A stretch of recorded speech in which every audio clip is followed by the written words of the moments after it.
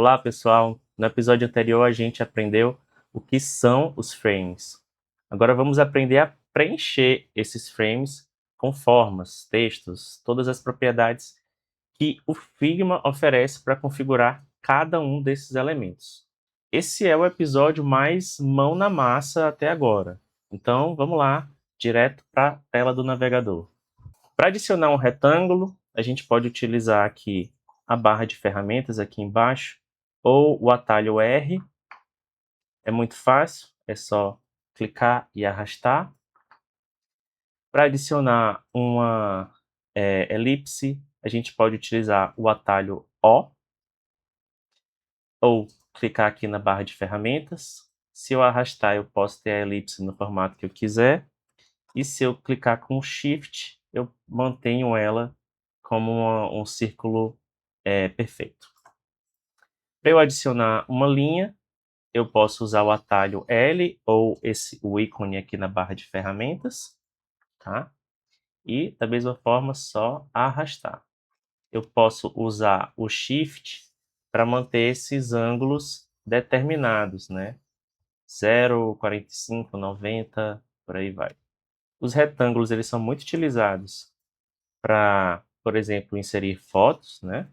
Da mesma forma, as ovais aqui, as elipses, principalmente naquelas seções de perfil, você colocar uma foto de uma pessoa, a gente vai trabalhar com isso quando a gente estiver usando a foto dos depoimentos. E as linhas, elas são muito utilizadas, deixa eu aumentar o peso, elas são muito utilizadas para serem separadoras de seções. Vamos lá, entender um pouco sobre as propriedades desses objetos, dessas formas que a gente criou. Se eu mexo aqui o quadrado, vocês veem que aqui do lado o eixo X e o eixo Y mudam. Isso significa a posição, né? Essa é a posição em que o quadrado está. Tá? Aqui eu também tenho a propriedade de rotação, que eu posso girar esse quadrado quanto que eu quiser. Deixa eu mexer aqui um pouquinho para a gente fazer algumas edições aqui, né? Então eu posso girar 90 graus para a direita, eu posso inverter aqui na horizontal ou inverter aqui na vertical. Aqui embaixo eu tenho as dimensões. Se tiver desmarcado aqui no canto, esse botãozinho aqui no canto, que é o bloquear propriedades, eu posso aumentar só a largura ou diminuir. E posso aumentar ou diminuir só a altura.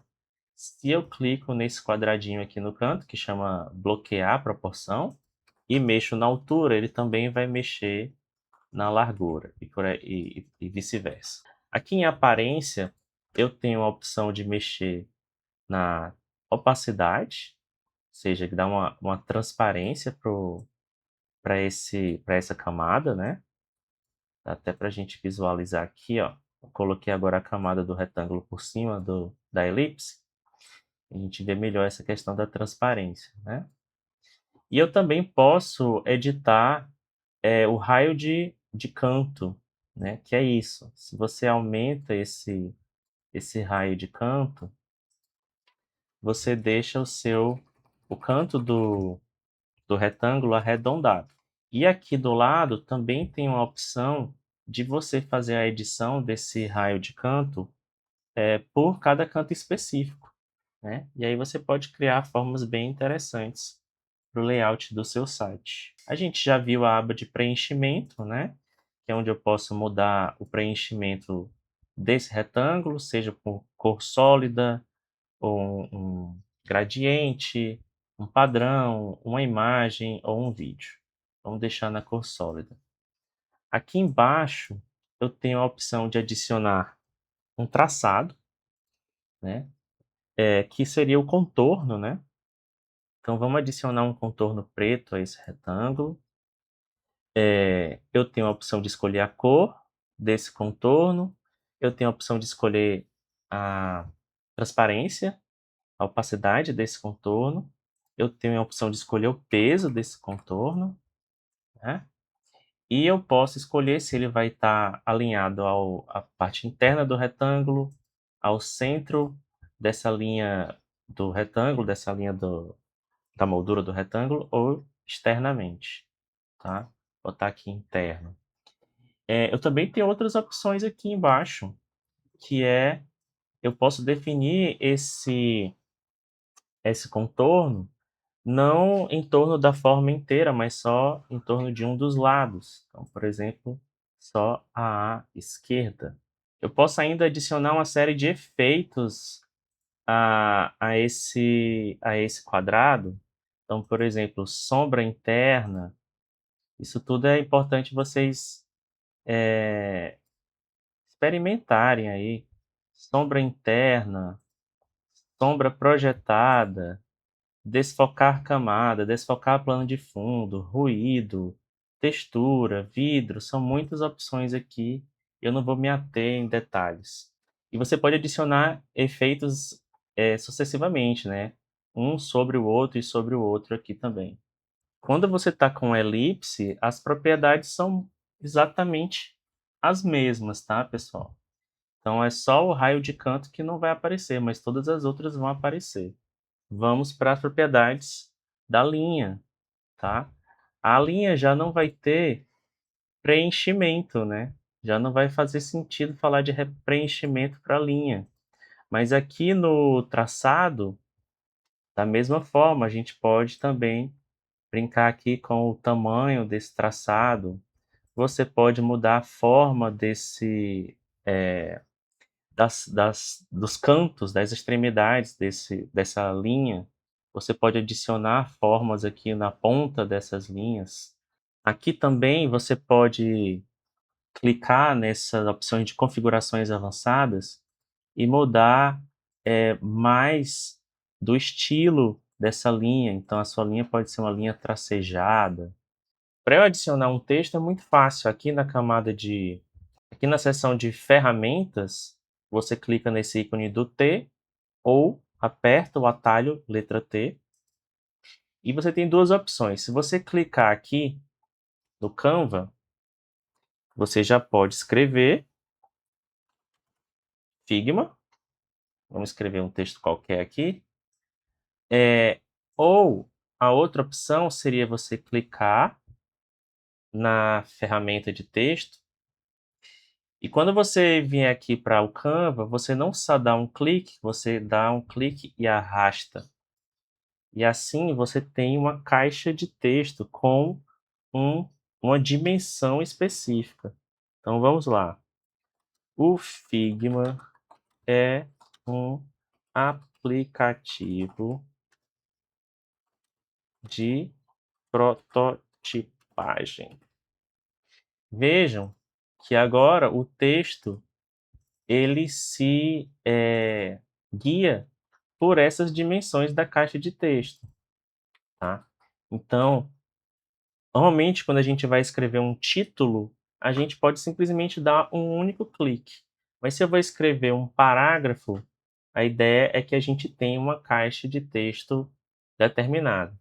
A gente já falou bastante sobre texto nesse curso, e agora só a título de reforçar essas informações, eu volto para esse exemplo aqui para lembrar de vocês de que aqui também, na nossa coluna da direita, a gente encontra uma série de propriedades sobre os nossos textos, tá?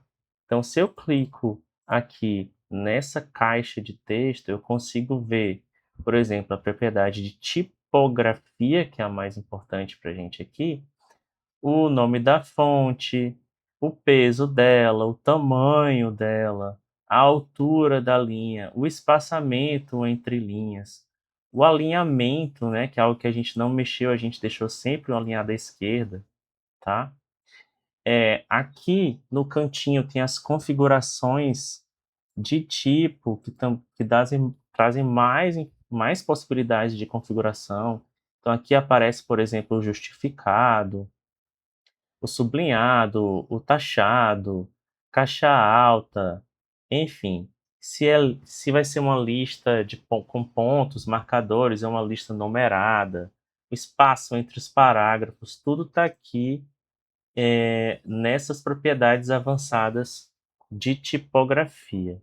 O texto também vai ter preenchimento, vocês também podem mudar a cor do texto aqui embaixo. O texto também pode ter traçado, né? Isso vai fazer mais sentido com textos com fontes maiores. Deixa eu adicionar um traçado aqui nesse título, por exemplo, né? Botar um traçado vermelho, coisa horrível, né? Claro que vocês podem encontrar uma combinação mais interessante do que essa, mas aqui é só para dizer que pode ter traçado também. Texto também pode ter efeito, então você pode adicionar sombra aos seus textos, por exemplo, sombra interna, sombra externa, desfocar texto, enfim. As opções são muitas aqui. Não tem muito o que fazer aqui agora, a não ser experimentar, tá, pessoal? Então, não é o caso de ficar esmiuçando os mínimos detalhes, é o caso de realmente vocês entrarem no Figma e experimentarem. Vamos agora tentar trabalhar com os elementos que a gente veio aprendendo ao longo das últimas aulas, né? Então, aqui eu tenho uma elipse, aqui eu tenho um texto, aqui eu tenho uma linha, aqui eu tenho um texto e aqui eu tenho um frame. Eu posso simplesmente marcar essas camadas e jogar aqui para dentro do meu frame. E aqui eu posso começar a trabalhar com algumas propriedades para construir esse nosso cardzinho de perfil, né? Primeira coisa que eu vou fazer é reduzir o tamanho desse texto, está muito grande. Também vou reduzir o tamanho desse texto.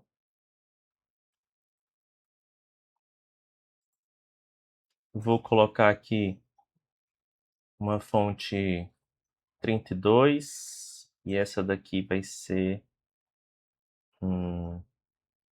24. Para quem não sabe, se você apertar Enter, você faz um novo parágrafo.